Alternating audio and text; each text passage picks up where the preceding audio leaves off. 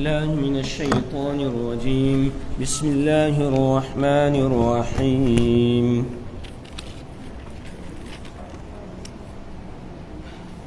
ومن الناس من يتخذ من دون الله أندادا يحبونهم كحب الله والذين آمنوا أشد حبا لله ولو يرى الذين ظلموا إذ يرون العذاب أن القوة لله جميعا وَأَنَّ اللَّهَ شَدِيدُ الْعَذَابِ صدق اللہ العظیم۔ سورۃ البقرہ کی آیت نمبر 165 ہم پڑھ رہے تھے کل، تو وقت ہو گیا، ابھی کچھ بات اس میں باقی رہ گئی تھی آیت نمبر 165 میں۔ اس سے پہلے کی آیت جو ہے اس میں پروردگار نے اپنی وحدانیت، اپنی الوہیت کی دلیل بیان کی کہ وَإِلَٰهُكُمْ إِلَٰهٌ وَاحِدٌ، یہ دعویٰ ہے کہ تمہارا معبود ایک ہی معبود ہے۔ وَإِلَٰهُكُمْ إِلَٰهٌ وَاحِدٌ، اس کے سوا کوئی دوسرا تمہارا معبود نہیں، کوئی بندگی کے لائق نہیں ہے، اور وہی معبود ہو سکتا ہے، اس کے سوا کوئی دوسرا معبود ہو ہی نہیں سکتا ہے۔ کیوں؟ اس لیے کہ آسمانوں کو پیدا کرنے والا وہی ہے، زمینوں کو پیدا کرنے والا وہی، دن اور رات کے نظام کو چلانے والا وہی، سمندروں کے اندر جو کشتیاں ہیں ان کشتیوں کو پار لگانے والا وہی ہے، آسمان سے بارش برسانے والا وہ بھی وہی ہے، پھر زمین سے نباتات کو اگانے والا، غلہ کو اگانے والا وہی ہے، اس زمین کے اندر جانوروں کو، چوپایوں کو پیدا کرنے والا، ان کو پھیلانے والا وہ بھی وہی ہے، اسی طرح ہواؤں کو چلانے والا وہی، بادلوں کو فضا کے اندر روک کر رکھنے والا وہی، پھر بادلوں کو برسانے والا بھی وہی ہے۔ تو جب سارے کام وہی کر رہا ہے، اس کے سوا کوئی دوسرا نہیں ہے، پھر سجدوں کا حقدار بھی وہی ہے، پھر نظر و نیاز کا حقدار بھی وہی ہے، پھر ہر ایک قسم کی عبادت کا حقدار وہی ہے، اس کے سوا کوئی دوسرا نہیں ہے۔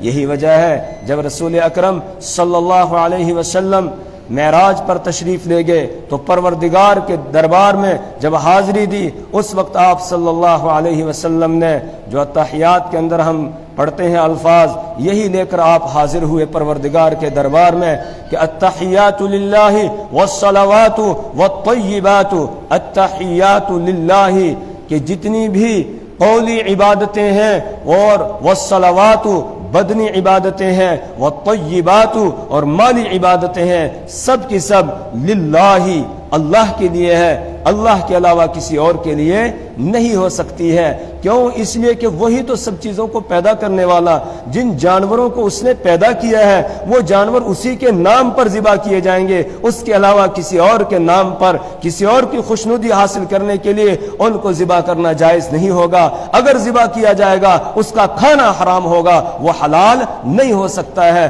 وہ حرام ہو جائے گا۔ ہاں، اس کے نام پر جو ذبح کیا جائے گا بسم اللہ اللہ اکبر کہہ کے، اور پھر اسی کی خوشنودی مقصود ہو، اسی کے نام پر اس کو راضی کرنے کے لیے جو ذبح کیا جائے گا، یا پھر اپنے کھانے کے لیے لیکن اس کا نام لے کر ذبح کیا جائے گا، اس کا کھانا جائز ہوگا۔ جس پر اس کا نام نہ لیا جائے، جس نے پیدا کیا ہے جانور کو، یا پھر اس کی خوشنودی مقصود نہ ہو، تو اس جانور کا کھانا حلال نہیں ہوگا بلکہ وہ حرام ہوگا۔ تو جب سب چیزوں کو پیدا کرنے والا وہ، زمین سے پیداوار کو اگانے والا وہ، گیہوں اور مکی کو اور باجرے کو اور چاولوں کو اور دالوں کو اور ساری چیزوں کو پیدا کرنے والا وہ ہے، تو یہ اناج بھی اسی کے نام پر دیا جائے گا، اس کے علاوہ کسی اور کے لیے نظر و نیاز کے طور پر پیش کرنا یہ حرام ہوگا، یہ جائز نہیں ہوگا۔ اسی کے نام کا نکالا جائے گا، اس کے علاوہ کسی اور کے نام کا نہیں نکالا جائے گا۔ مکہ کے مشرک اس بات کو تسلیم کرتے تھے کہ سب چیزوں کو پیدا کرنے والا اللہ ہے، لیکن پھر وہ جانوروں کو چھوڑ دیتے تھے بتوں کے نام پر ان کی خوشنودی حاصل کرنے کے لیے۔ اسی طریقے سے پیداوار کا ایک حصہ بتوں کے نام کا وہ نکالا کرتے تھے، اور یہ بت جو انہوں نے پتھروں کے بنائے ہوئے تھے یا مٹی کے بنائے ہوئے تھے یا چونے کے بنائے ہوئے تھے، یا آج ہمارے برادران وطن جو بت بناتے ہیں اور خود اپنے ہاتھوں سے ان کو بناتے ہیں، تو یہ جو بت جس کی یہ پوجا کر رہے ہیں، اصل مقصد ان کا اس بت کی جو سامنے موجود ہے یہ مورتی، اس مورتی مورتی کی پوجا نہیں ہے، بلکہ جس کے نام پر یہ مورتی بنائی گئی ہے، کالی ماتا، فلانی دیوی اور فلاں فلاں جو ہے، ان کے نام کی یہ پوجا کرتے ہیں، ان کے نام پر چڑھاوا چڑھاتے ہیں، ان کے نام کی نظر و نیاز پیش کرتے ہیں۔ اسی طریقے سے مکہ کے جو مشرک تھے انہوں نے فرشتوں کے نام کی مورتیاں بنائی ہوئی تھی، حضرت ابراہیم علیہ السلام کے نام کی مورتی بنائی ہوئی تھی، حضرت اسماعیل علیہ السلام کے نام کا بت بنایا تھا، حضرت عیسیٰ علیہ السلام کے نام کا بت بنایا تھا، حضرت موسیٰ علیہ السلام کے نام کا بت بنایا تھا، حضرت عیسیٰ علیہ السلام کی والدہ بی بی مریم کے نام کا بت بنایا تھا۔ تو ان کی خوشنودی حاصل کرنے کے لیے وہ چڑھاوے چڑھاتے تھے۔ یہ وہ جو سامنے رکھی مورتی ہے اس کی خوشنودی نہیں، جس کے نام پر وہ مورتی بنی ہوئی تھی اس کی خوشنودی حاصل کرنے کے لیے، اس کی رضا کے لیے وہ سجدے کرتے تھے، وہ ان کا طواف کرتے تھے، وہ ان پر چڑھاوے چڑھاتے تھے، اور مقصد یہ ہوتا تھا کہ ان کی ہم پوجا پاٹ کریں گے، یہ ہم سے خوش ہو جائیں گے، یہ ہماری سفارش اللہ کے یہاں کریں گے اور پھر پروردگار سے ہمیں لے کر دیں گے۔ وہ ہماری جو ہے وہ سنتا نہیں ہے، ان کی موڑتا نہیں ہے۔ اس لیے جب ان سے کہا گیا تم خود دیکھتے ہو یہ جو بت تمہارے یہ کچھ کر ہی نہیں سکتے ہیں، یہ حرکت نہیں کرتے ہیں، کچھ نہیں کرتے ہیں، پھر کیوں ان کی پوجا کرتے ہو؟ کہتے تھے ہؤلاء شفعاؤنا عند اللہ، یہ اللہ کے پاس ہمارے سفارشی ہیں، یہ سفارش کر کے ہمیں وہاں سے لے کر دیتے ہیں۔ پروردگار نے کہا میرے پاس تمہیں کسی سفارشی کو لانے کی ضرورت نہیں ہے، اگر اس طریقے سے تم سفارشی بناؤ گے یہ شرک ہو جائے گا، اور مشرک کا ٹھکانہ جہنم ہے، تمہیں جہنم کے اندر ڈالوں گا میں۔ دنیا کے اندر جو ہے تم جیو گے جب تک جینا ہوگا تم نے، جب تک تمہاری جو ہے وہ عمر مدت حیات لکھی ہوئی ہے تب تک رہو گے، لیکن میرے پاس آؤ گے تو وَمَن يُشْرِكْ بِاللَّهِ فَقَدْ حَرَّمَ اللَّهُ عَلَيْهِ الْجَنَّةَ وَمَأْوَاهُ النَّارُ، جو اللہ کے ساتھ کسی کو شریک ٹھہرائے گا فقد حرم اللہ علیہ الجنہ، تو اللہ نے اس پر جنت کو حرام کر دیا ہے، اور ومأواہ النار، اس کا ٹھکانہ جہنم ہے، اور اس کا کوئی وہاں پر معین اور مددگار نہیں ہوگا جو اللہ کی پکڑ سے، اللہ کے عذاب سے بچا لے۔ تو اب یہ سارے کام کرنے والا پروردگار ہے، عبادت اسی کی ہونی چاہیے، لیکن کیا کریں، کیا کہیں؟ وَمِنَ النَّاسِ مَن يَتَّخِذُ مِن دُونِ اللَّهِ أَندَادًا، لوگوں میں سے کچھ ہیں جنہوں نے اللہ کے ورے، اللہ کے علاوہ کچھ اور بھی انہوں نے اس کے شریک ٹھہرائے ہوئے ہیں، اس کے مشابہ ٹھہرائے ہوئے ہیں۔ یحبونہم کحب اللہ، وہ ان سے محبت کرتے ہیں اللہ سے محبت کرنے کی طرح۔ ایک اللہ سے محبت ہے، ایک نبی سے محبت ہے، ایک اولیاء اللہ سے محبت ہے، ایک ماں باپ سے محبت ہے، ایک اپنی اولاد سے محبت ہے، بہن بھائیوں سے محبت ہے، اپنے استاد سے محبت ہے، اپنے پیر سے محبت ہے۔ ہر ایک محبت کا درجہ الگ الگ ہے، اگر ایک کا درجہ دوسرے کو دے دیں گے تو گڑبڑ ہو جائے گا مسئلہ، پھر مسئلہ صحیح نہیں رہے گا۔ اللہ سے محبت کا مطلب کیا ہے؟ اللہ سے محبت کرنے کا مطلب یہ ہے کہ ہر قسم کی عبادت اور بندگی صرف کس کی ہوگی؟ اللہ کی۔ سجدے کس کو کرنے ہیں؟ اللہ کو۔ حاجات اور ضروریات میں کس کو پکارنا ہے؟ اللہ کو پکارنا ہے، کسی اور کو نہیں پکارنا ہے۔ اس کے حکموں کو پورا کرنا، یہ اس سے محبت ہے۔ اس نے کہا دن میں 5 نمازیں ادا کرو۔ اب جو آدمی 5 نمازیں پڑھ رہا ہے، ادا کر رہا ہے، اس کا مطلب اللہ سے محبت کا اظہار کر رہا ہے، اور جس نے 5 نمازیں نہیں پڑھی یا ان میں سے کچھ پڑھی اور کچھ چھوڑ دی، اس کا مطلب اللہ کی محبت اس کے پاس ہے، اس کے دل میں نہیں ہے۔ اگر محبت ہوتی اس کے حکموں کو پورا کرتا۔ اس نے حکم دے دیا جو میرا عطا کیا ہوا مال ہے تمہارے پاس اس میں سے زکوٰۃ ادا کرو، 2.5% تم نکالو اس میں سے، اس نے حکم دے دیا۔ اب اگر کوئی زکوٰۃ ادا نہیں کر رہا ہے تو اس کا مطلب اللہ سے محبت نہیں ہے۔ اگر اللہ سے محبت ہوتی اللہ کے حکم کو وہ پورا کرتا۔ تو اللہ سے محبت کا مطلب یہ ہے اس کی بندگی کی جائے، اس کی اطاعت کی جائے، اس کی فرما برداری کی جائے، وہ جو حکم دے اس حکم کو تسلیم کیا جائے، اس کو مانا جائے، اس کو عمل میں لایا جائے، اور اس میں پھر آدمی پیچھے نہ ہٹے، کوئی بھی حکم اس کا جو ہے توڑے نہیں بلکہ سارے حکموں کو پورا کرے۔ اس نے حکم دے دیا جس کے پاس اتنا مال و دولت ہے کہ وہ بیت اللہ کا چکر لگا کے واپس آ سکتا ہے، راستے کا خرچہ اس کے پاس ہے، کرایہ وغیرہ، اور جہاں جتنے دن وہاں رہنا ہے 40 دن یا جتنے بھی، تو اتنے دن کا خرچہ اس کے پاس ہے، اتنے دن کا خرچہ پیچھے گھر والوں کے لیے بھی کوئی ہے، اس پر قرضہ کوئی نہیں ہے، اس پر حج فرض ہو گیا ہے، اب اگر وہ حج ادا کر رہا ہے اللہ کی محبت کا اظہار کر رہا ہے، اور اگر اس نے حج نہیں کیا، اس نے سوچ لیا ابھی مکان بنانا ہے، ابھی بیٹی کی شادی کرنی ہے، ابھی بیٹے کی شادی کرنی ہے، ابھی بیٹے کا مکان بنانا ہے، ابھی پوتے کا مکان بنانا ہے، ابھی پڑپوتے کے لیے کچھ کرنا ہے، پھر یا پھر جب بوڑھے ہو جائیں گے تب جائیں گے، ابھی تو کمانے کا وقت ہے، ابھی لاؤ جیسے جیسے ویسے ہیں، حج کر لیں گے اس کے بعد پھر روک لگ جائے گی، پھر تو نیک بننا پڑے گا، اس طریقے کی اگر اس کی سوچ ہے اور وہ نہیں حج کر رہا ہے، اس کا مطلب اللہ کی محبت میں جھوٹا ہے، اس کو اللہ سے محبت نہیں ہے۔ تو اللہ سے محبت کا مطلب سمجھ میں آ گیا کہ یہ ہے اس کی اطاعت اور فرما برداری اور بندگی کی جائے۔ اس کے بعد ہے محبت رسول پاک صلی اللہ علیہ وسلم سے۔ آپ سے محبت کا مطلب یہ ہے کہ آپ سے آپ کی اتباع کی جائے، آپ کی سنتوں کو اپنایا جائے، جو طریقہ کار آپ نے زندگی گزارنے کا ہمیں دیا ہے اس طریقے کے مطابق ہم زندگی گزاریں، اپنے 24 گھنٹے کی زندگی سنت رسول صلی اللہ علیہ وسلم سے ہم آراستہ کریں، ہماری شکل و صورت حضور پاک صلی اللہ علیہ وسلم کے مطابق ہو، ہمارا لباس آپ کے مطابق ہو، ہمارا اٹھنا بیٹھنا آپ کے طریقہ کار کے مطابق ہو، ہمارا کھانا پینا آپ کے طریقہ کے مطابق ہو، ہماری غمی اور خوشی کے سارے جتنے بھی کام ہیں وہ سب کے سب رسول پاک صلی اللہ علیہ وسلم کے طریقے کے مطابق ہوں، تو حضور پاک صلی اللہ علیہ وسلم سے محبت ہے۔ اسی طرح آپ کا حق ہے آپ پر درود و سلام بھیجا جائے، درود و سلام بھیجے گا، محبت ہے۔ اگر درود و سلام نہیں بھیج رہا ہے اس کا مطلب محبت نہیں ہے، آپ کی سنتوں کو چھوڑ رہا ہے، اس کا مطلب دعویٰ ہے لیکن دلیل نہیں ہے، محبت اس کو نہیں ہے، یہ جھوٹا ہے محبت میں، یا اپنے آپ کو عاشق رسول تو کہتا ہے، محب رسول تو کہتا ہے، لیکن خالی زبان کی حد تک، عمل کے اندر اس کے حب نہیں ہے، محبت نہیں ہے۔ اس لیے کہ جب کوئی کسی سے محبت کرتا ہے پھر وہ اس کی ایک ایک ادا پر مر مٹنے کے لیے تیار ہو جاتا ہے، یہ مطلب ہے رسول پاک صلی اللہ علیہ وسلم سے محبت کرنے کا۔ اگر یہ کام کر رہا ہے تو محبت میں سچا ہے۔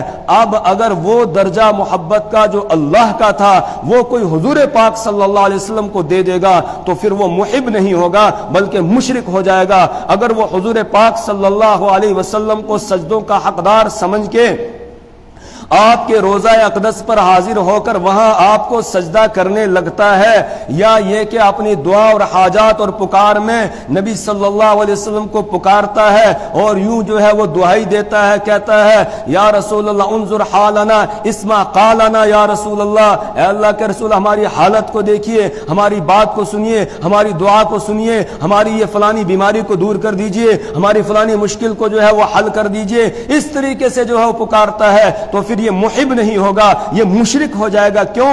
اس لیے کہ اس نے جو درجہ محبت کا اللہ کا تھا وہ درجہ اس نے کس کو دے دیا ہے؟ رسول پاک صلی اللہ علیہ وسلم کو دے دیا، تو یہ محب نہیں ہوگا۔ حضور پاک صلی اللہ علیہ وسلم تو پوری زندگی اسی پر لوگوں کے ساتھ لڑ رہے ہیں کہ لوگوں صرف اللہ سے مانگو، اسی سے ہوتا ہے، اس کے علاوہ کسی اور سے نہیں ہوتا ہے۔ اسی بنیاد پر طائف کے اندر آپ پہ پتھر برسائے جاتے ہیں، اسی بنیاد پر میدان یہ احد کے اندر وہاں آپ کے دندان مبارک کو شہید کیا جاتا ہے۔ اور کوئی جھگڑا تھا مکہ والوں کے ساتھ؟ مشرکوں کے ساتھ اور کوئی جھگڑا تھا ہی نہیں، یہی تو جھگڑا تھا، صرف ایک اللہ سے مانگو۔ وہ کہتے تھے نہیں نہیں، آپ کے کہنے پر ہم ان کو نہیں چھوڑ سکتے ہیں کہ جن کو ہمارے آبا و اجداد پوچھتے آئے ہیں، ان سے مانگتے آئے ہیں، ان سے مسئلے حل کراتے آئے ہیں، ہم ان کو چھوڑ نہیں سکتے ہیں۔ یہی جھگڑا تھا اور کوئی جھگڑا نہیں تھا۔ اسی طرح اولیاء اللہ سے محبت کا مطلب یہ ہے کہ جس پاکیزہ طریقے کے اوپر وہ زندگی بسر کر کے گئے ہیں، اللہ کی اطاعت اور فرما برداری والی، ان کے نقش قدم پر چلا جائے، اس طریقے کو اختیار کیا جائے، ان کے محبت دل کے اندر ہو۔ اس کا مطلب یہی ہے کہ جو طریقہ ان کا تھا اس طریقے پر آدمی چلے، اور ان کا طریقہ وہی ہے جو رسول پاک صلی اللہ علیہ وسلم کا طریقہ ہے، اس سے وہ ہٹے ہوئے نہیں ہے۔ اور اسی کی درخواست ہم نماز کی ہر رکعت کے اندر کرتے ہیں، اہدنا الصراط المستقیم، اللہ ہمیں سیدھا راستہ دکھا دے، صراط الذین انعمت علیہم، ان لوگوں کا راستہ جن پر آپ نے انعام کیا ہے۔ پھر وہ انعام یافتہ کون لوگ ہیں؟ وہ کون ہے؟ وَمَن يُطِعِ اللَّهَ وَالرَّسُولَ فَأُولَٰئِكَ مَعَ الَّذِينَ أَنْعَمَ اللَّهُ عَلَيْهِمْ مِنَ النَّبِيِّينَ وَالصِّدِّيقِينَ وَالشُّهَدَاءِ وَالصَّالِحِينَ، یعنی اس راستے پر چلا جو نبیوں کا راستہ ہے، جو صدیقین کا راستہ ہے، جو شہداء کا راستہ ہے، جو صالحین کا، تیرے نیک بندوں کا راستہ ہے، اس راستے پر مجھے چلا۔ تو اولیاء اللہ سے محبت کا مطلب یہ نہیں ہے ان کی قبروں کو پوجا جائے، ان کی قبروں پر جا کر جانور ذبح کیے جائیں، ان کی قبروں کو طواف کیا جائے، وہاں چڑھاوے چڑھائے جائیں، نہیں، یہ محبت نہیں ہے ان سے، بلکہ جو وہ طریقہ ایک دے کر گئے ہیں اللہ کی عبادت اور بندگی کا، اس طریقے کے مطابق آدمی زندگی بسر کرے تو پھر یہ ان سے محبت کرنے والا ہوگا، ورنہ ان کے ساتھ یہ دشمنی ہے، محبت نہیں ہے۔ وہ تو پوری زندگی جو ہے یہ کہتے رہے لوگوں اللہ کے ساتھ اپنے رشتے کو مضبوط کرو، اللہ کی عبادت اور بندگی کرو، اور ہم نے ان کے دنیا سے جانے کے بعد انہی کو سجدے کرنا شروع کر دیے، تو یہ ان کے ساتھ محبت نہیں، یہ ان کے ساتھ دشمنی ہوگی، اور کل قیامت کے دن وہ اللہ کے دربار میں بیزاری کا اظہار کریں گے، پروردگار ہم تو ان کو تیری توحید کی بات بتاتے رہے تھے، لیکن ہمارے دنیا سے اٹھ جانے کے بعد ان ظالموں نے، ان بےایمانوں نے ہمیں ہی پوجنا شروع کر دیا، لہٰذا اب تو خود ان سے نمٹ لے، ہم جو ہے اس مسئلے میں کچھ بھی نہیں کریں گے، کچھ نہیں کہیں گے، آپ خود ان کو دیکھ لیجئے، ان سے نمٹ لیجئے۔ جیسا کل میں نے وہ آیات پڑھ کر سنائی تھی حضرت عیسیٰ علیہ السلام کی، کہ ان سے پوچھا جائے گا آپ نے کہا تھا، وہ کہیں گے نہ میں نے یہ نہیں کہا۔ اسی طریقے سے ہر وہ آدمی کہ جس کی پوجا کی گئی ہے اس سے پوچھا جائے گا، اگر وہ اللہ کا نیک بندہ ہے، ولی ہے، اولیاء اللہ میں سے ہے، وہ یہی کہے گا پروردگار میں نے ان کو یہ بات نہیں کہی تھی، لیکن انہوں نے ہمارے آنے، دنیا سے آ جانے کے بعد، ہمارے اٹھ جانے کے بعد پھر انہوں نے جو ہے یہ سارا کام، یہ کھیل انہوں نے شروع کیا تھا، تو پروردگار اب تو خود ان سے نمٹ لے، تو ان کو دیکھ لے، تو زیادہ ہم سے جانتا ہے، ہم نہیں جانتے ہیں یہ کیا کیا پیچھے کر رہے تھے۔ تو ہر ایک کی محبت کا الگ کیا ہے؟ درجہ ہے۔ اب ماں باپ سے ایک محبت ہے، ایک اولاد سے محبت ہے، جو درجہ محبت کا ماں باپ کا ہے وہ اولاد کا نہیں ہو سکتا ہے، جو درجہ بیوی سے محبت کا ہے وہ ماں کا نہیں، ماں کا درجہ اونچا ہے، اس کے پیروں کے نیچے جنت ہے، اس کی خدمت کرنی ہے، باپ جنت کا دروازہ ہے، اس کی خدمت کرنی ہے۔ اب کوئی بیوی کو کہے نہیں تو میری ماں جیسی ہے، ماں کی طرح ہے، تو زہار ہو جائے گا، بیوی حرام ہو جائے گی۔ اگر کوئی بیوی کو ماں کے درجے میں رکھتا ہے اور کہتا ہے تو میری ماں کی طرح ہے، اس طرح کہہ دیا، بس بیوی حرام ہو گئی۔ اب کفارہ دینا پڑے گا۔ کفارہ کیا ہے؟ اس کو لگاتار 2 مہینوں کے روزے اس کو رکھنے پڑیں گے، ایک دن بھی اگر ناگا کرے گا تو نہیں، اور جب تک روزے پورے نہیں ہوں گے تب تک بیوی کے ساتھ کوئی چھیڑ چھاڑ نہیں کر سکتا، حرام ہو جائے گی۔ کیوں؟ اس لیے کہ محبت کا درجہ کیا ہے؟ الگ الگ ہے، یہ بیوی ہے، یہ ماں نہیں ہے، اگر اس کو ماں قرار دے دو گے تو جرمانہ دینا پڑے گا۔ تو ہر ایک سے محبت کا کیا ہے؟ معیار الگ مقرر کیا گیا ہے۔ اگر ایک کا حق دوسرے کو دے دیں گے تو یہ گڑبڑی ہو جائے گی، یہ محبت نہیں، یہ دشمنی ہو جائے گی، یہ محبت نہیں رہے گی بلکہ یہ کیا ہوگی؟ دشمنی ہو جائے گی۔ اس لیے اللہ نے فرمایا کہ یہ اللہ کے علاوہ اوروں کو پوچھتے ہیں اور ان سے ویسے محبت کرتے ہیں جیسے اللہ سے محبت کرنی چاہیے تھی۔ ایمان والوں کو بتایا، ایمان والوں تمہاری محبت سب سے زیادہ کس سے ہونی چاہیے؟ اللہ سے۔ والذین آمنوا اشد حبا للہ، اور ایمان والے اللہ کی محبت میں بڑے شدید ہیں، بڑے سخت ہیں اللہ کی محبت میں، وہ ذرہ برابر اللہ کے ساتھ کسی چیز کو شریک نہیں ٹھہراتے ہیں، نہ اس کی ذات میں کسی کو شریک ٹھہراتے ہیں، نہ اس کی صفات میں کسی کو شریک ٹھہراتے ہیں، نہ اس کی عبادات کا جو حق ہے اس میں کسی کو شریک ٹھہراتے ہیں۔ جو اللہ کا حق ہے وہ اللہ کو دیتے ہیں، جو نبی کا حق ہے وہ نبی کو دیتے ہیں۔ ان کی یاری جو ہوتی ہے، ان کی دوستی جو ہوتی ہے وہ کس سے ہوتی ہے؟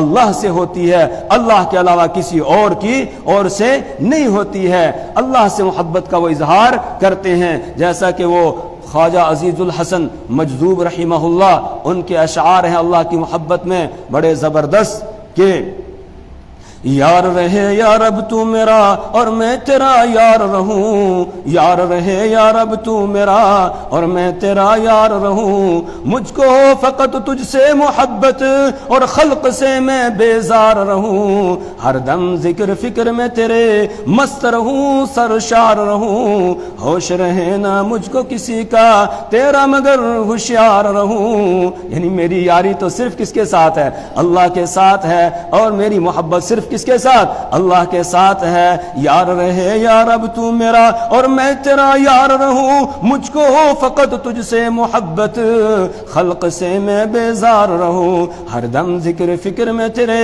مست رہوں, سرشار رہوں, ہوش رہے نا مجھ کو کسی کا تیرا مگر ہوشیار رہوں. اب تو رہے بس تادم آخر ورد زباں اے میرے الہ, لا الہ الا اللہ, لا الہ الا اللہ.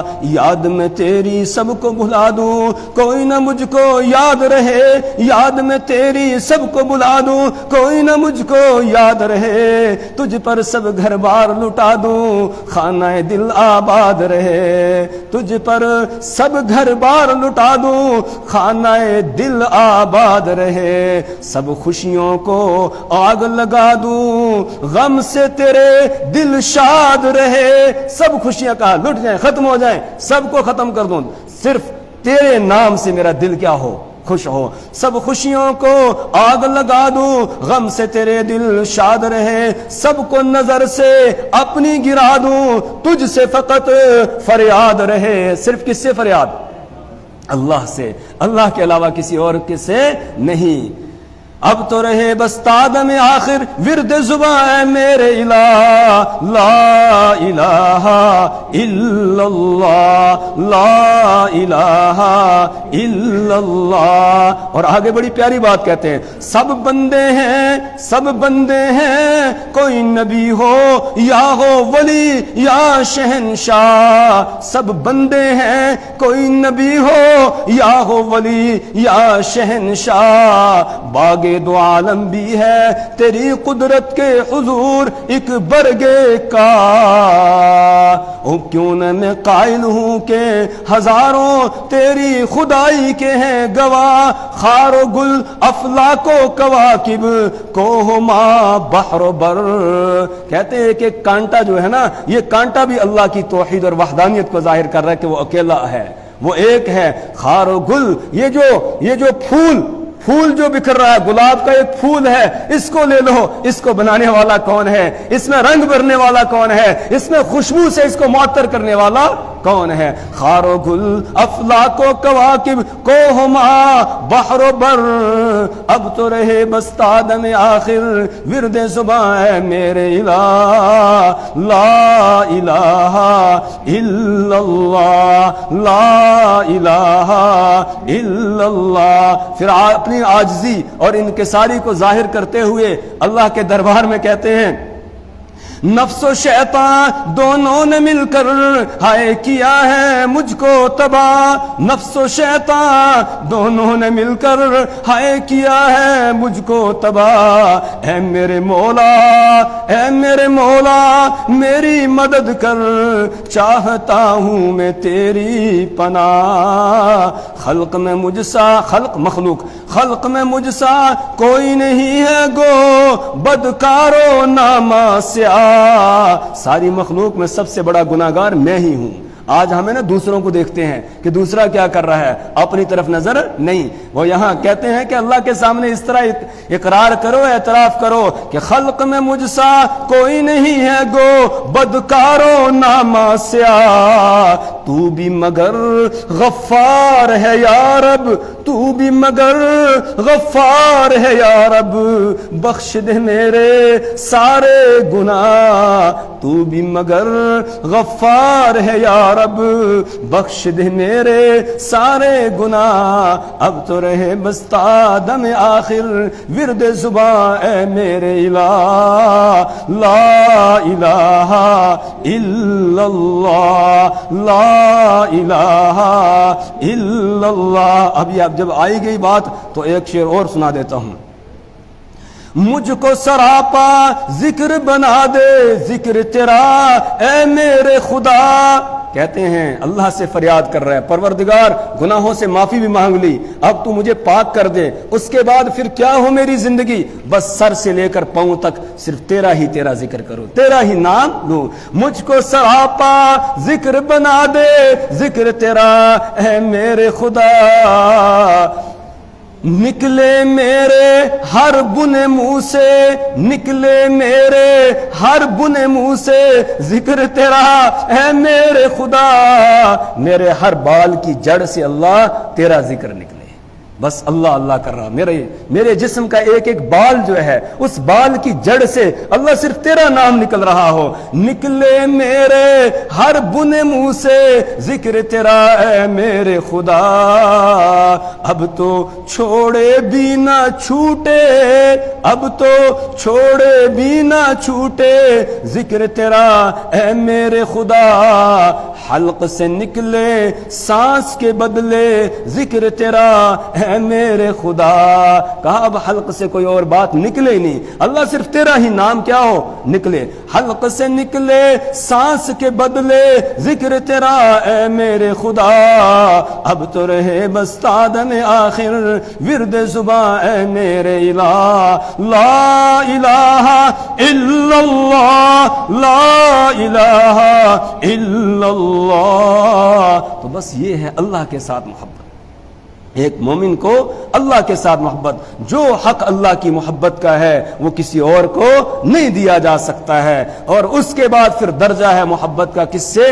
رسول پاک صلی اللہ علیہ وسلم سے، جب تک نبی کی محبت نہیں ہوگی اللہ کے بعد، لیکن اللہ کے بعد نبی کی محبت دل میں نہیں ہوگی تب تک آدمی مومن نہیں ہو سکتا ہے۔ اور کتنی محبت کرنی ہے نبی سے؟ رسول پاک صلی اللہ علیہ وسلم خود بیان فرمایا، لا یؤمن احدکم حتی اکون احب الیہ من والدہ وولدہ والناس اجمعین، تم میں سے کوئی بھی شخص اس وقت تک مومن نہیں ہو سکتا ہے جب تک کہ میں اس کے نزدیک اس کے ماں باپ، اس کی آل اولاد اور سارے لوگوں سے زیادہ محبوب نہ ہو جاؤں، یہاں تک کہ اپنی جان سے بھی زیادہ محبت کس سے ہو؟ رسول پاک صلی اللہ علیہ وسلم سے جب تک نہیں ہوگی تب تک جو ہے وہ کامل ایمان والا نہیں ہو سکتا ہے۔ حضرت فاروق اعظم رضی اللہ تعالیٰ عنہ حاضر ہوئے، یا رسول اللہ صلی اللہ علیہ وسلم مجھے سب سے زیادہ آپ سے محبت ہے، آپ نے فرمایا اپنی جان سے بھی زیادہ؟ تو سوچ میں پڑ گئے، کہا نہیں یا رسول اللہ جان اپنی زیادہ محبوب پیاری ہے، کہا نہ، پھر ایمان کامل نہیں ہو سکتا ہے۔ پھر سوچا، غور کیا، اس کے بعد کہا یا رسول اللہ اب جان بھی دینے کے لیے تیار ہوں، اب اپنی جان سے بھی زیادہ آپ سے محبت ہے، آپ سے پیار ہے، کہا ہاں اب ایمان مکمل ہو گیا، اب ایمان کیا ہو گیا؟ مکمل ہو گیا۔ تو سب سے زیادہ محبت اپنی جان سے بھی زیادہ کس سے ہو؟ رسول پاک صلی اللہ علیہ وسلم سے۔ لیکن محبت کا مطلب سمجھنا ہے، درجہ سمجھنا ہے کہ رسول پاک صلی اللہ علیہ وسلم سے محبت کا یہ مطلب نہیں ہے کہ آپ کو خدائی کے درجے پر بٹھا دیا جائے، یا کسی ولی کو کسی نبی کے درجے پر بٹھا دیا جائے، یا یہ کہ کسی ولی کو خدائی کے درجے پر بٹھا دیا جائے، پھر وہ محبت نہیں ہے، پھر وہ محبت کے نام پر دشمنی ہے، پھر محبت کے نام پر کیا ہے؟ دشمنی ہے، یہ محب نہیں ہوگا بلکہ مشرک ہو جائے گا۔ تو اللہ فرما رہے ہیں کہ ایمان والوں کی محبت کس سے ہوتی ہے؟ اللہ سے۔ والذین آمنوا اشد حبا للہ، اور ایمان والے اللہ کی محبت میں بڑے سخت ہوتے ہیں، بڑے زبردست ہوتے ہیں، بڑے شدید ہوتے ہیں۔ وَلَوْ يَرَى الَّذِينَ ظَلَمُوا إِذْ يَرَوْنَ الْعَذَابَ، اب مشرکوں کے بارے میں اللہ فرما رہے ہیں جو اللہ کے ساتھ شریک ٹھہرا رہا ہے کسی نبی کو، کسی ولی کو، کسی اور مخلوق کو، اس کا مطلب وہ یہ سمجھتا ہے کہ جو کام میں اس سے کرواؤں گا اللہ وہ کام نعوذ باللہ نہیں کر سکتا ہے، تبھی تو جانے کی ضرورت پڑے گی نا۔ جب یہ ایمان ہے کہ سارے کام کون کرتا ہے؟ اللہ کرتا ہے، اللہ طاقتوں کا مالک ہے، تو پھر دوسرے کسی کے پاس جانے کی ضرورت ہے؟ کسی دوسرے در پر جانے کی ضرورت ہے؟ جو در در کی ٹھوکریں کھاتے ہیں وہ اصل میں یہی سمجھ لیتے ہیں کہ اللہ جو ہے وہ ہمارے کام کر نہیں سکتا ہے، اس لیے ہم ادھر ادھر جا رہے ہیں۔ اس لیے اس نے فرمایا من كان يظن ان لن ينصره الله في الدنيا والآخرة فليمدد بسبب الى السماء ثم ليقطع فلينظر هل يذهبن كيده ما يغيظ، کہ جو آدمی یہ خیال کرتا ہے، یہ گمان کرتا ہے کہ اللہ میری مدد نہیں کرے گا، اور پھر وہ ادھر ادھر گھومتا ہے، کبھی کسی در پر جاتا ہے، کبھی کسی دربار پر جاتا ہے، کبھی کسی درگاہ پر جاتا ہے، کبھی کسی بت کے سامنے جاتا ہے، کسی جانور کے سامنے جا کے جھکتا ہے، کسی درخت کے سامنے جا کے جھکتا ہے، کہیں پانی کے چشمے پر جا کر جھکتا ہے، تو وہ یہ سمجھ رہا ہے کہ اللہ میری مدد نہیں کرے گا، یہ میری مدد کریں گے۔ اللہ فرماتے ہیں کہ فَلْيَمْدُدْ بِالسَّبَبِ إِلَى السَّمَاءِ، ایسے آدمی کو چاہیے آسمان میں ایک رسی لٹکا لٹکائے پھر اس کے ساتھ لٹک جائے اور اس کے بعد پھر وہ رسی اوپر سے کاٹ دی جائے تو اب بتاؤ یہ کہاں گرے گا, کس کھائی میں جا کر گرے گا اور اس کے جسم کا کیا باقی رہے گا. تو کہا جو حشر اس کا ہوگا جس کو آسمان میں لٹکا دیا جائے اوپر سے رسی کو کاٹ دیا جائے, بس جس آدمی نے یہ سوچا اللہ میری مدد نہیں کرے گا پھر وہ ادھر ادھر دیکھنے لگا تو وہ بھی ایک گہری کھائی میں گر چکا ہے. اس کا انجام وہی ہے جو آسمان سے گرنے والے کا ہوگا. اس نے اپنے آپ کو تباہ کر دیا اور برباد کر دیا. اس لیے کہ سب کچھ کرنے والی ذات کس کی ہے جی؟ اللہ کی ہے. اللہ کے علاوہ کوئی کچھ نہیں کر سکتا ہے, اللہ ہی. اسی لیے رسول پاک صلی اللہ علیہ وسلم ہر نماز کے بعد یہ دعا کرتے تھے, اللہم لا مانع لما اعطیت ولا معطی لما منعت لا ينفع ذا الجد منک الجد. اللہم لا مانع لما اعطیت, اے پروردگار لا مانع, نہیں ہے کوئی روکنے والا اس چیز کو, لما اعطیت جو آپ دے, جسے آپ دینا چاہیں اسے کوئی روک نہیں سکتا ہے, ولا معطی لما منعت, اور کوئی اسے دے نہیں سکتا جسے آپ نہ دینا چاہیں اسے کوئی دے نہیں سکتا ہے. لا ينفع ذا الجد منک الجد, کوئی کتنے ہی بڑے مرتبے والا کیوں نہ ہو وہ آپ کے سامنے آپ کے مقابلے میں کسی کو کوئی نفع نہیں دے سکتا ہے. نفع اور نقصان سب کس کے قبضے میں ہے؟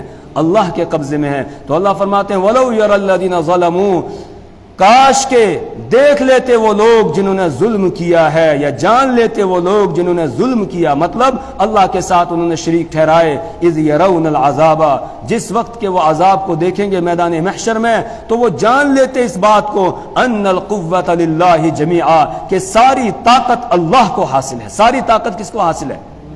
اللہ کو. اللہ کے علاوہ کسی اور کو کوئی طاقت حاصل نہیں ہے. ساری طاقتوں کا مالک اللہ ہے. وَأَنَّ اللَّهَ شَدِيدُ الْعَذَابِ, اور یہ بھی جان لیتے کہ اللہ بڑا سخت عذاب دینے والا ہے. اس بات کو وہ جان لیتے پھر وہ یہ کام نہ کرتے. لیکن اس کا مشاہدہ ہوگا کب؟ آخرت میں, اور وہاں پر جاننے کا کوئی فائدہ نہیں ہوگا. آج ان کی سمجھ میں یہ بات آ جاتی, کاش آج ان کی سمجھ میں یہ بات آ جائے کہ ساری طاقتوں کا مالک کون ہے؟ اللہ ہے. جب ساری طاقتوں کا مالک اللہ ہے پھر اسی کو پکارا جائے, اسی سے مانگا جائے, پھر کسی اور کو پکارا کر اپنی زبان کو ناپاک نہ کیا جائے. استبرأ الذين اتبعوا من الذين اتبعوا ورأوا العذاب وتقطعت بهم الاسباب. اللہ فرما رہے ہیں کہ میدان محشر میں جس وقت یہ سب وہاں جمع ہوں گے, العذاب کو دیکھیں گے, اس وقت کا منظر یہ ہوگا, استبرأ الذين اتبعوا, جس وقت کے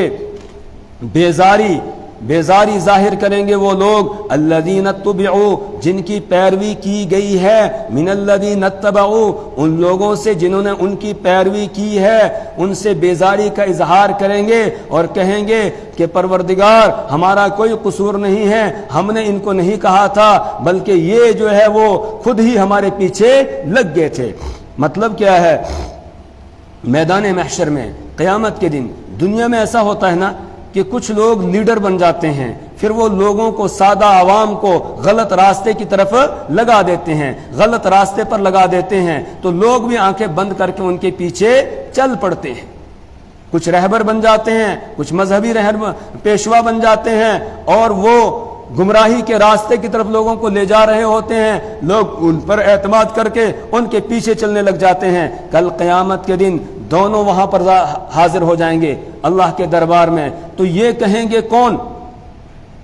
جنہوں نے پیروی کی تھی, جو پیچھے چلنے والے تھے, یہ کہیں گے اللہ یہ ہیں انہوں نے ہمیں گمراہ کیا تھا, یہ ہمارے پاس آتے تھے, انہوں نے ہمیں گمراہ کیا تھا, ان کو اب ڈبل عذاب دے.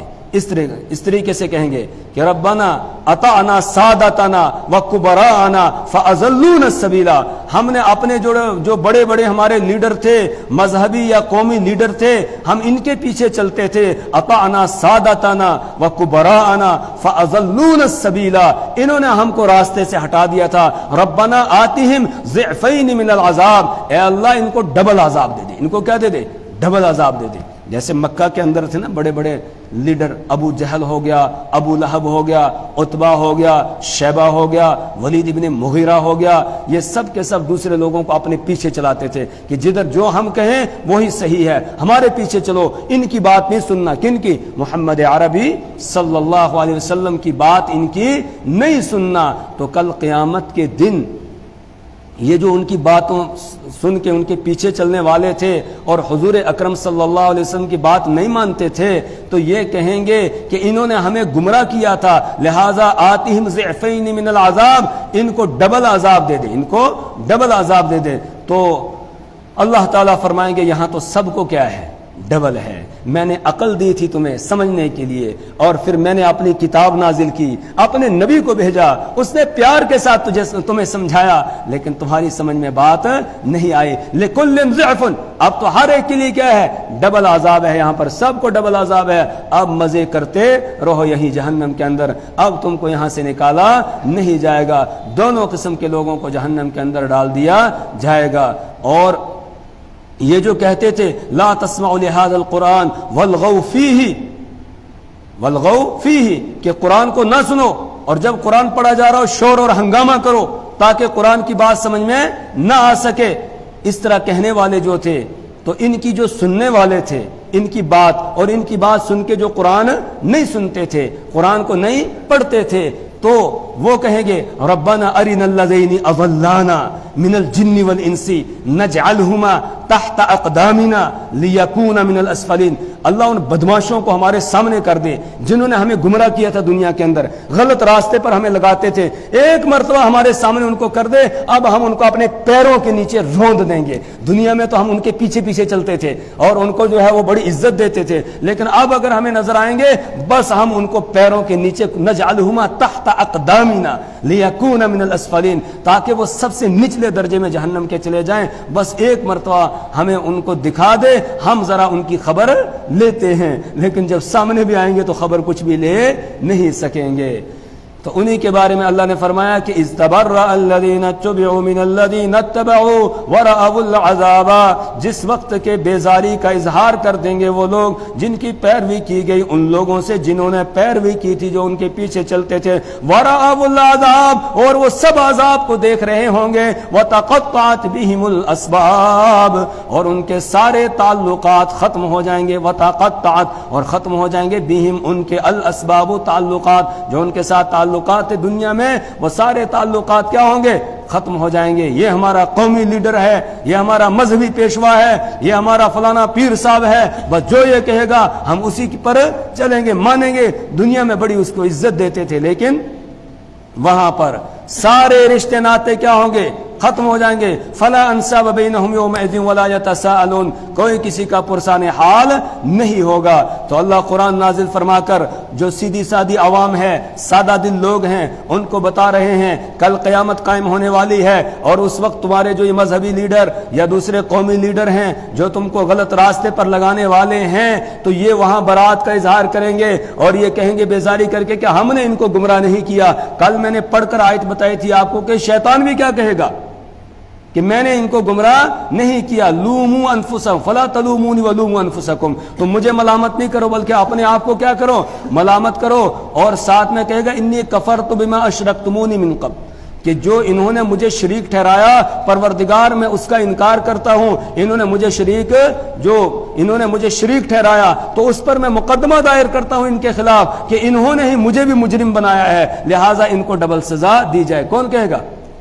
شیطان کے، وہ بھی پلہ جھاڑ کے الگ ہو جائے گا، کنارے ہو جائے گا، اور کہنے لگے گا کہ بس میں تو اللہ سے ڈرتا ہوں اس لیے میں تمہارے کچھ بھی کام نہیں آ سکتا ہوں۔ تو اس طرح برات کا اظہار کریں گے۔ وقال الذین اتبعوا، اور کہیں گے وہ لوگ جنہوں نے پیروی کی، اب جو پیچھے پیچھے چلنے والے ہیں وہ کہیں گے لو ان لنا کرۃ، لو ان لنا کرۃ، کاش کے ہمیں ایک مرتبہ دوبارہ لوٹنا ہوتا۔ لو کاش انا، کاش کہ ہوتی یہ بات کہ انا لنا، کہ ہمارے لیے ہوتا کراتن، دوبارہ لوٹنا، یعنی ایک مرتبہ ہم کو دوبارہ دنیا میں بھیجا جاتا، فنتبرأ منہم، تو ہم ان سے پھر برات کا اظہار کر دیتے، جن کے پیچھے پیچھے ہم چلتے تھے وہاں ہم ان سے برات کا بیزاری کا اظہار کرتے، کما تبرؤ منا، جیسے انہوں نے ہمارے یہاں ہم سے بیزاری کا اظہار کر دیا اور انہوں نے برات ظاہر کر دی کہ ہم نے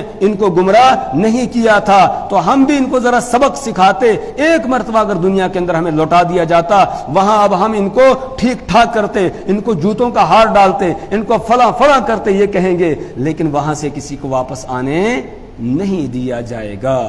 اللہ فرما رہے ہیں كَذَلِكَ يُرِيهِمُ اللَّهُ أَعْمَالَهُمْ حَسَرَاتٍ عَلَيْهِمْ، اسی طرح اللہ تعالیٰ دکھائے گا ان کو اعمالہم، ان کے اعمال، حسرات علیہم، جو ان کے اعمال ان پر حسرت کا ذریعہ بنیں گے، وہاں پر کہیں گے، اپنے ہاتھوں کو کاٹیں گے، زور زور سے چبائیں گے، وَيَوْمَ يَعَضُّ الظَّالِمُ عَلَى يَدَيْهِ يَقُولُ يَا لَيْتَنِي اتَّخَذْتُ مَعَ الرَّسُولِ سَبِيلًا يَا وَيْلَتَا لَيْتَنِي لَمْ أَتَّخِذْ فُلَانًا خَلِيلًا، کہ اے اس وقت ہاتھ کاٹیں گے، اپنے ہاتھ کاٹ کے کہہ رہے ہوں گے، وَيَوْمَ يَعَضُّ الظَّالِمُ عَلَى يَدَيْهِ يَقُولُ يَا لَيْتَنِي اتَّخَذْتُ مَعَ الرَّسُولِ سَبِيلًا، ہائے کاش میں نے پیغمبر کا طریقہ اختیار کیا ہوتا، میں نبی کے راستے پر چلا ہوتا، نبی کی پیروی کی ہوتی، میں نے نبی کی سنتوں کو زندہ کیا ہوتا، ان پر چلا ہوتا، تو آج میرا یہ حال نہ ہوتا، آج مجھے جہنم کا منہ نہ دیکھنا پڑتا، جہنم میں نہ آنا پڑتا۔ یا لیتنی اتخذت مع الرسول سبیلا، پھر کہے گا یا ویلتا لیتنی لم اتخذ فلانا خلیلا، ہائے کاش میں نے فلانے کو دوست نہ بنایا ہوتا، جس نے مجھے گمراہ کیا، جس نے مجھے راہ راست سے ہٹایا تھا، اس کو میں نے دوست نہ بنایا ہوتا، اس کو اپنا جو ہے وہ رہبر نہ بنایا ہوتا، تو آج مجھے یہ دن دیکھنا نہیں پڑتا۔ اس طرح کی تمنا کرے گا، ہاتھوں کو چبائے گا، لیکن کوئی فائدہ نہیں ہوگا۔ پروردگار کتنا مہربان ہے، دنیا کے اندر ہی ہمیں بتا رہا ہے کہ ہوش و حواس سے چلنا دنیا میں، اور ایمان والوں کی یہ صفت بیان کی، والذین لم یخروا صما وعمیانا، ایمان والوں کے سامنے کوئی بات آتی ہے تو وہ اندھے بہرے بن کے اس کو فوراً نہیں تسلیم کر لیتے ہیں، نہ پہلے وہ تحقیق کرتے ہیں، جو بات یہ بندہ کہہ رہا ہے اس کی کوئی دلیل بھی ہے یا نہیں، یہ سچی ہے یا نہیں، ویسے تو نہیں کوئی جھوٹی بات کہہ کے ہم کو راہ راستے ہٹا رہا ہو، گمراہ کر رہا ہو۔ کہا ایمان والے سوچ سمجھ کے چلتے ہیں، ایسے ہی نہیں جو ہے وہ جو کوئی کہے تو بس ادھر کس نے بولا تو ادھر چلنا شروع کر دیا، دوسرے دن کوئی دوسرا ہے اس نے بولا نہیں یہ نہیں ادھر، تو پھر ادھر چلنا شروع کر دیا۔ کہا نہیں، بلکہ وہ سوچ سمجھ کے کام لیتے ہیں، سوچ سمجھ اپنی عقل سے کام لیتے ہیں، اور پھر جو ہے وہ پیروی کرتے ہیں۔ ایسے ہی بے سوچے سمجھے کسی کی پیروی وہ کرتے نہیں ہے، کسی کے پیچھے چلتے نہیں ہے۔ تو کذالک یریہم اللہ اعمالہم حسرات علیہم، اسی طرح اللہ تبارک و تعالی ان کو دکھائے گا ان کے اعمال حسرات علیہم، اس حال میں کہ وہ ان کے اعمال ان پر حسرت کا ذریعہ ہوں گے، حسرت کا سبب ہوں گے، حسرت کر رہے ہوں گے وہی حسرت کہ کاش کہ میں نے ایسا کیا ہوتا، ایسا کیا ہوتا، کاش میں نے فلاں فلاں کام نہ کیا ہوتا، تو پھر آج مجھے یہ دن نہ دیکھنا پڑتا۔ وما هم بخارجین من النار، ان سب کو جہنم میں ڈالا جائے گا۔ وما هم بخارجین من النار، اور نہیں ہوں گے وہ نکلنے والے جہنم سے، ہمیشہ جہنم کے اندر رہیں گے، جہنم سے ان کو نکالا نہیں جائے گا۔ کیوں؟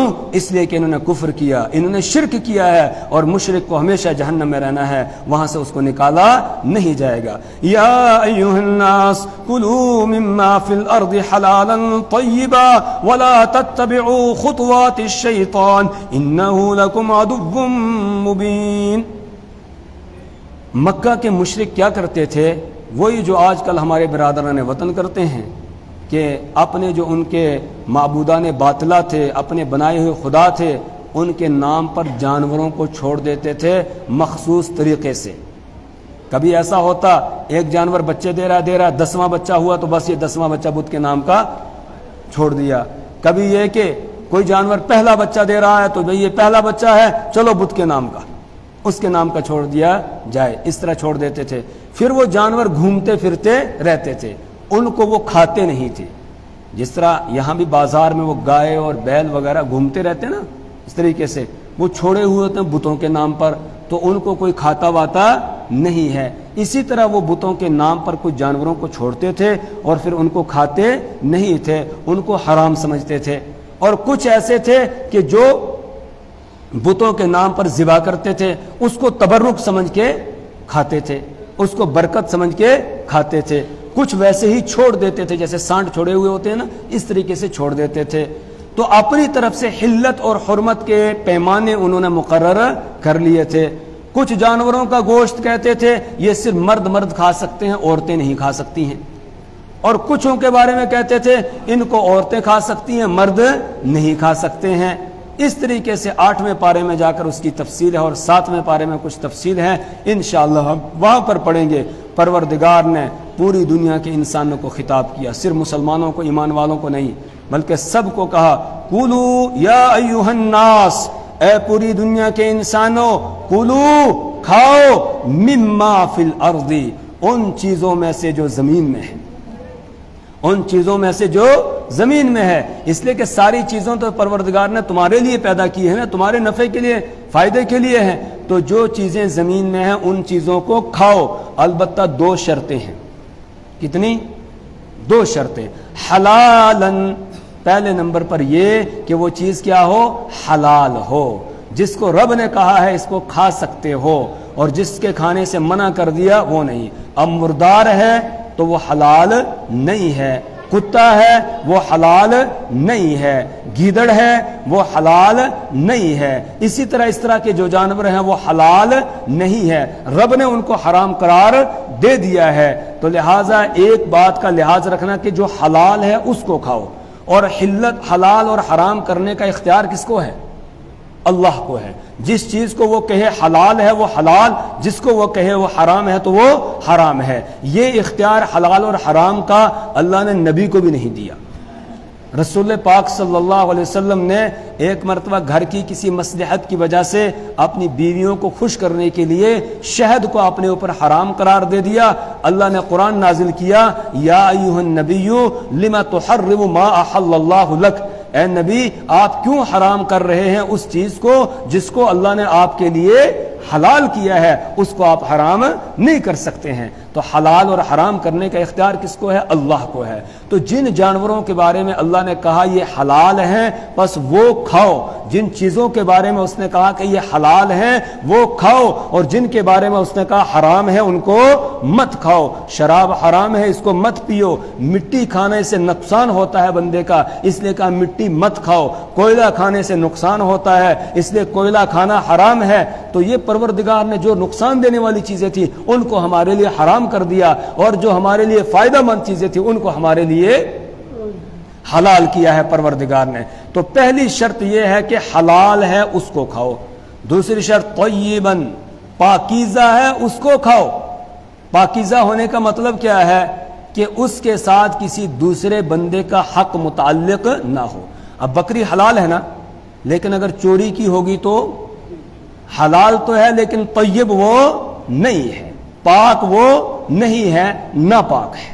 اسی طریقے سے کسی کی چھین کر لے آیا تو وہ بھی پاک نہیں ہے، اس لیے کھا نہیں سکتے ہیں۔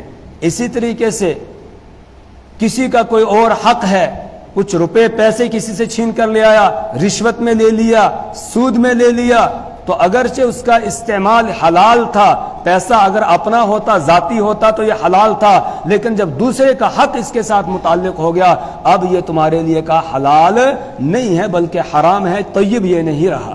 تو طیب کا مطلب یہ ہے دوسرے بندے کا حق اس کے ساتھ متعلق نہ ہو۔ ان 2 شرطوں کی رعایت کرو اور کھاؤ، کھلی اللہ کی طرف سے چھوٹ ہے، کوئی اس میں تم کو جو ہے وہ پابندی نہیں ہے۔ تو اپنی طرف سے تمہیں کسی چیز کو حرام یا حلال کرنے کی اجازت نہیں ہے۔ کون سی چیز حلال ہے کون سی حرام ہے یہ رب نے بیان کر دیا ہے، بس اس کے بیان پر ہی اکتفا کرو، اور اپنی طرف سے کچھ جانوروں کو نہ حلال قرار دو نہ حرام قرار دو۔ لا تحرموا طیبات ما احل اللہ لکم، دوسری جگہ ہے کہ ان لا تحرموا طیبات، ان پاکیزہ چیزوں کو حرام قرار نہ دو، ما احل اللہ لکم، جو اللہ نے تمہارے لیے حلال قرار دی ہیں۔ یہاں ہے یا ایھا الناس، اے پوری دنیا کے انسانوں، کلوا کھاؤ، مما فی الارض، اس میں سے جو زمین میں ہے، ان چیزوں میں سے جو زمین میں ہے، حلالا حلال ہو، طیبا پاکیزہ ہو، ولا تتبعوا خطوات الشیطان، اور شیطان کے نقش قدم پر نہ چلو، شیطان کی پیروی نہ چلو، اس کے پیچھے نہ چلو، کیوں؟ انہ لکم عدو مبین، بے شک وہ تمہارا کھلا ہوا دشمن ہے، پہلے ہی دن سے اس نے دشمنی کا اعلان کیا ہے اور اظہار کیا ہے، اس لیے اس سے ہوشیار رہنا، اس سے ہوشیار رہنا، اس کے ساتھ دوستی نہیں لگانا، اس کی باتوں کو نہ ماننا، اس کے پیچھے نہ چلنا۔ ولا تتبعوا خطوات الشیطان، شیطان انسان کا کبھی بھلا نہیں چاہتا ہے، وہ ہمیشہ نقصان ہی چاہتا ہے۔ یہاں تفسیر ذخیرۃ الجنان میں ایک واقعہ نقل کیا ہے کہ ایک اللہ والا دوپہر کو قیل اللہ کے لیے ایک دیوار کے سائے میں لیٹ گیا۔ قیل اللہ کرتے ہیں دوپہر کو کھانا کھانے کے بعد یا کھانے کے بغیر بھی دوپہر کو سوئیں گے تو یہ قیل اللہ ہے، اور حدیث میں اس کا حکم بھی ہے۔ اللہ کے رسول صلی اللہ علیہ وسلم نے فرمایا دوپہر کو تھوڑی دیر سو کر سحری کے وقت میں اٹھنے پر مدد حاصل کرو، صبح اٹھنے پر مدد حاصل کرو، رات کو جاگنے پر مدد حاصل کرو، دن کو تھوڑی دیر آرام کر کے۔ تو وہ قیل اللہ کرنے کے لیے دیوار کے سائے میں لیٹ گئے۔ تھوڑی دیر ہوئی تو کوئی آ کر پیروں کو ہلا رہا ہے، جگا رہا ہے، اور کہہ رہا ہے یہ دیوار گرنے والی ہے، اٹھو یہاں سے چلو۔ اب یہ جلدی سے اٹھے، بزرگ اٹھ کے چلے گئے، تھوڑی دور پہنچے تھے تب تک دیوار گر گئی۔ جب دیوار گر گئی تو وہ اٹھانے والا ساتھ ساتھ ہی چل رہا تھا، اس سے پوچھا تو تو فرشتہ بن کے میرے لیے آ گیا، تو نے مجھے جگایا، تو تو فرشتہ بن کے میرے لیے آ گیا، رحمت کا فرشتہ بن کے آیا، اگر نہیں جگایا ہوتا تو میں دیوار کے نیچے آ جاتا، تو ذرا بتا تو ہے کون، اپنا پتہ تو دے، تو کون ہے، تو رحمت کا فرشتہ بن کے میرے لیے آیا ہے۔ تو اس نے کہا کہ میں بدنام زمانہ ابلیس ہوں۔ کیا ہوں؟ بدنام زمانہ ابلیس ہوں۔ تو انہوں نے کہا ابلیس ہے تو وہ تو انسان کا نقصان چاہتا ہے، تو آپ نے مجھے کیوں پھر آ کر جگایا؟ تو آپ نے میرا فائدہ کیا کہ میں بچ گیا، اگر آپ نے نہیں اٹھایا ہوتا تو میں اس کے نیچے آ جاتا۔ اس نے کہا ہاں اس میں بھی میری کچھ حرص اور لالچ تھی، وہ یہ تھی اگر آپ سوئے رہتے، وہاں لیٹے رہتے، دیوار گرتی، آپ کو شہادت کا درجہ مل جاتا، دیوار کے نیچے آ جاتے تو شہادت کا درجہ مل جاتا، تو آپ کا مقام اونچا ہو جاتا، اس لیے میں نے جگا دیا تاکہ آپ کو شہادت کا درجہ نہ ملے۔ تو یہ کبھی آدمی کا خیر خواہ نہیں ہو سکتا ہے، اس لیے اللہ فرما رہے ہیں وَلَا تَتَّبِعُوا خُطُوَاتِ الشَّيْطَانِ، شیطان کے نقش قدم پر نہ چلو، إِنَّهُ لَكُمْ عَدُوٌّ مُّبِينٌ، بے شک وہ تمہارا کھلا ہوا دشمن ہے۔ إِنَّمَا يَأْمُرُكُمْ بِالسُّوءِ وَالْفَحْشَاءِ، وہ تم کو حکم دیتا ہے بالسوء برائی کا، والفحشاء اور بے حیائی کا، وہ برائی اور بے حیائی کا تم کو حکم دیتا ہے۔ بالسوء، سو سے مراد کون سا گناہ ہے؟ مفسرین نے اس کی تشریح میں لکھا ہے، اس کی تفسیر میں لکھا ہے سو سے مراد وہ گناہ ہے جس کا تعلق زبان سے ہے، غیبت ہے، چغل خوری ہے، گالی گلوچ ہے، کسی کو برا بلا کہنا ہے، کوئی گندی بات زبان سے نکالنی ہے، تو یہ ہے السو، اس کو کیا کہیں گے؟ السو۔ اور فحشا، فحشا سے مراد ہے جو باقی جسم کے اعضاء سے آدمی گناہ کرتا ہے ان کو فحشا کہا جاتا ہے، ہاتھ سے ہو، اسی طریقے سے کان سے ہو، اسی طریقے سے آنکھوں سے ہو، اسی طریقے سے ہاتھوں سے ہو، پیروں سے ہو، اس کو فحشا کہیں گے۔ اور بعض نے کہا ہے کہ نہیں، السو سے مراد ہے ہر وہ گناہ جس کو آدمی لوگوں سے چھپ کے کرتا ہے، تنہائیوں میں کرتا ہے، وہ ہے السو، اور جس کو لوگوں کے سامنے کرتا ہے وہ ہے الفحشاء۔ تو وہ دونوں قسم کے گناہوں کا حکم دیتا ہے، دونوں قسم کے گناہوں میں آدمی کو مبتلا کرتا ہے۔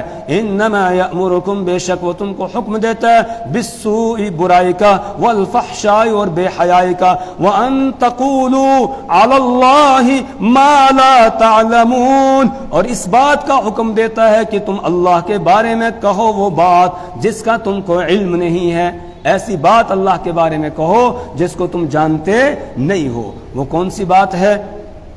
شرک کریں گے، کفر کریں گے، بدعات کریں گے، رسم و رواجات کو بڑھاوا دیں گے اور سب کو منسوب کریں گے اللہ کی طرف کہ ان باتوں کا حکم ہم کو کس نے دیا ہے؟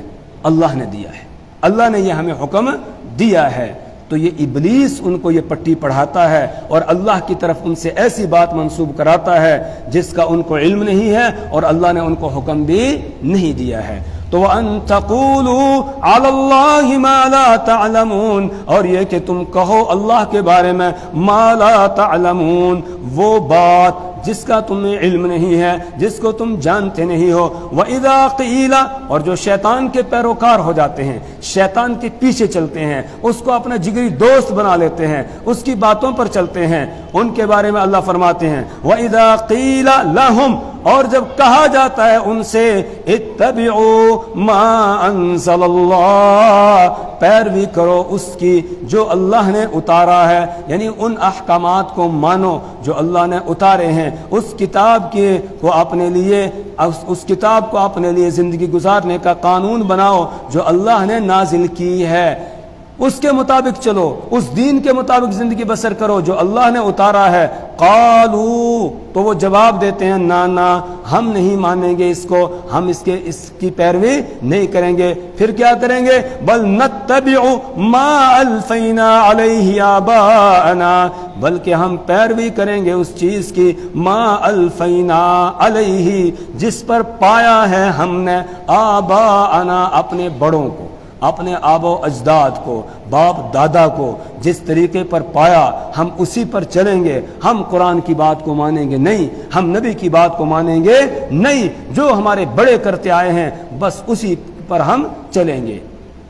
اور ہر دور میں جب بھی کسی نبی نے اللہ کی وحدانیت اور توحید کے علم کو بلند کیا تو ان کے سامنے جو سننے والے تھے، ان کی قوم کے لوگ، انہوں نے یہی کہا ہم آپ کی بات نہیں مانیں گے، ہم تو اپنے باپ دادا کے دین پر چلیں گے، اسی کی ہم پیروی کریں گے۔ جب حضرت ابراہیم علیہ السلام نے بھی فرمایا ما هذه التماثيل التي انتم لها عاكفون قالوا وجدنا عليه آباءنا، حضرت ابراہیم علیہ السلام نے کہا یہ مورتیاں جن کو تم پوجتے ہو، جن پر تم جو ہے پڑے ہوئے ہو، یہ کیا ہے، ان کی حقیقت بتاؤ۔ کہنے لگے کہ اس پر ہم نے اپنے باپ دادا کو پایا ہے، لہٰذا ہم نہیں چھوڑ سکتے ہیں، ہم تو اپنے باپ دادا کو کے دین پر ہی رہیں گے، آپ کے کہنے پر ہم ان کی پوجا پاٹ نہیں چھوڑ سکتے، اس طریقے اور راستے کو نہیں چھوڑ سکتے ہیں جو ہمارے بڑوں کا تھا، باپ دادا کا تھا۔ اللہ تعالیٰ فرماتے ہیں اَوَلَوْ كَانَ آبَاؤُهُمْ لَا يَعْقِلُونَ شَيْئًا، اور کیا اگر ان کے آبا و اجداد کچھ بھی عقل نہ رکھتے ہوں، وہ بے وقوف ہوں، وہ احمق ہوں، کچھ عقل بھی ان کو نہیں تھی، وَلَا يَهْتَدُونَ، اور وہ راہ راست پر بھی نہیں تھے، تب بھی یہ ان کے طریقے پر چلیں گے، ان کی بات کو مانیں گے؟ کہا نہیں، ان کو دیکھنا چاہیے ہمارے آبا و اجداد جو تھے وہ صحیح راستے پر تھے یا نہیں۔ اگر وہ صحیح راستے پر تھے پھر تو ان کی پیروی کرنی ہے، پھر انہیں اسی راستے پر باقی رہنا ہے، پھر وہی دین ہے، پھر وہی کیا ہے؟ دین ہے۔ حضرت یوسف علیہ السلام جب جیل کے اندر ان کو بند کیا گیا تو دو آدمی نوجوان ان کے پاس آ گئے خواب کی تعبیر معلوم کرنے کے لیے کہ ہم نے خواب دیکھا ہے، ہمیں جو ہے وہ تعبیر بتائیے۔ اِنَّا لَنَرَاكَ مِنَ الْمُحْسِنِينَ، ہم آپ کو نیکوکاروں میں سمجھتے ہیں، محسنین میں سے سمجھتے ہیں، آپ بتائیے۔ تو حضرت یوسف علیہ السلام نے جواب دیا میں تمہارے خوابوں کی تعبیر دوں گا، لیکن اس سے پہلے ذرا ایک بات یہ ہے کہ غور کرو، یہ خوابوں کی تعبیر کا علم مجھے ہے، تم کو نہیں ہے، اس کی وجہ کیا ہے؟ پھر وجہ بیان کی کہ اصل بات یہ ہے کہ مجھے یہ خوابوں کی تعبیر کا علم اس لیے دیا گیا کہ میں نے اپنے بڑوں کی پیروی کی ہے۔ وَاتَّبَعْتُ مِلَّةَ آبَائِي إِبْرَاهِيمَ وَإِسْحَاقَ وَيَعْقُوبَ، کہ میں نے پیروی کی اپنے آبا و اجداد ابراہیم علیہ السلام، اسحاق علیہ السلام، یعقوب علیہ السلام کی. ما کان لنا ان نشرک باللہ من شیء، ما کان لنا ان نشرک باللہ من شیء. اور ہمارا جو دین اور مذہب ہے وہ یہ ہے، ہمارے لیے یہ بات جائز ہی نہیں، مناسب ہی نہیں ہے کہ ہم اللہ کے ساتھ کسی کو شریک ٹھہرائیں. اور ذالک من فضل اللہ، یہ اللہ کے فضل سے ہے. ولکن اکثر الناس لا یعلمون، لیکن اکثر لوگ جانتے نہیں ہے. اس طرح تعارف کرایا انہوں نے اپنا اور بتایا کہ میں نے اپنے آبا و اجداد کی پیروی کی ہے. اگر آبا و اجداد راہ راست پر ہیں، سیدھے راستے پر ہیں، پھر ان کی پیروی کرنا یہی دین ہے. وَاتَّبِعْ سَبِيلَ مَنْ أَنَابَ إِلَيَّ، اس کے راستے کی پیروی کرو کہ جو میری طرف رجوع کرنے والا ہے. اور اسی کے تو ہم دعا کرتے ہیں اهدنا الصراط المستقیم میں، صراط الذین انعمت علیہم، کہ جو سیدھے راستے والے ہیں ان کے راستے پر ہی ہمیں چلا اے پروردگار، اسی وہی راستہ ہمیں دکھا، اس پر ہمیں چلا.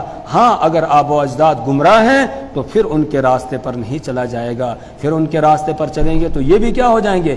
گمراہ ہو جائیں گے. اس سے معلوم ہوا اگر بڑے جو ہیں وہ سیدھے راستے پر ہیں پھر ان کی پیروی کی جائے گی، اگر وہ سیدھے راستے پر ہیں نہیں ہیں تو پھر ان کی پیروی نہیں کی جائے گی. یہ بات میں اس لیے بھی زور دے کر یہاں بیان کر رہا ہوں. بہت سارے ہمارے بھائی جن کو سطحی طور پر علم ہے، علم کی گہرائی ان کے پاس نہیں ہے، تو وہ اس آیت کو پڑھتے ہیں اور اس کے بعد کہتے ہیں یہ جو امام ابو حنیفہ، امام شافعی، امام مالک، امام احمد بن حنبل ہے، ان کی پیروی کرتے ہیں، ان کی تقلید کرتے ہیں، ان کے پیچھے چلتے ہیں، ان کے بتائے ہوئے جو مسائل ہیں ان کو اختیار کرتے ہیں، یہ بھی گمراہ ہے.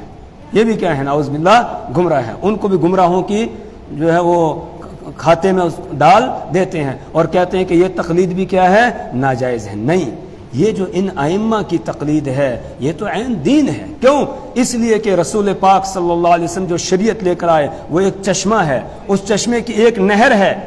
امام اعظم ابو حنیفہ علیہ الرحمہ نے جو مسائل بیان کیے ہیں قرآن و حدیث سے بیان کیے. ان ائمہ نے صرف کیا کیا؟ ہمارے لیے آسانی پیدا کر دی. کیسے؟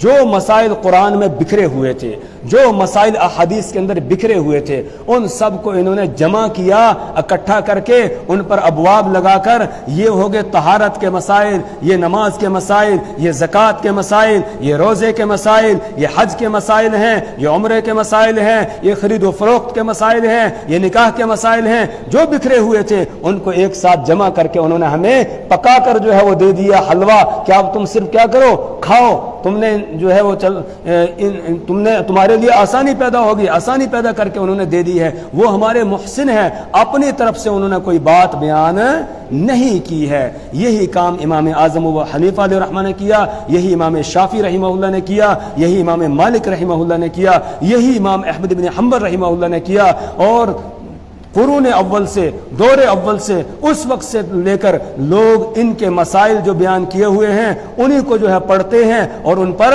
عمل کرتے ہیں. اور وہ عین قرآن و حدیث کے مطابق ہے. ان کو پرکھ کے دیکھا گیا تو وہ قرآن اور حدیث سے ہٹے ہوئے نظر نہیں آئے. تو وہ ہمارے محسن ہیں، وہ ہمارے کیا ہیں؟ محسن ہیں.